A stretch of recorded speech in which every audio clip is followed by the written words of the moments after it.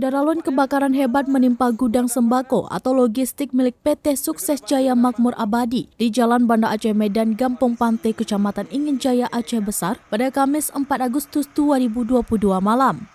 Kebakaran gudang sembako yang berada di depan SPBU Gampong Pantai atau yang biasa disebut dengan SPBU Pagar Air menyebabkan 3 petugas pemadam kebakaran BPBD Aceh Besar harus mendapatkan perawatan medis lantaran terlalu banyak menghirup asap saat melakukan pemadaman.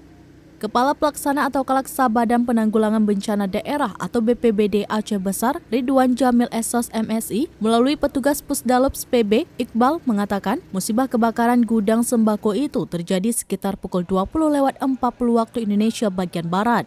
Informasi kebakaran gudang logistik milik PT Sukses Jaya Makmur Abadi itu pertama kali diketahui melalui grup WhatsApp relawan Rapi.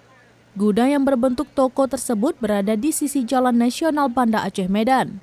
Iqbal mengatakan menurut keterangan petugas pada saat kebakaran tersebut terdapat karyawan penjaga gudang di lokasi dan meminta bantuan penanganan.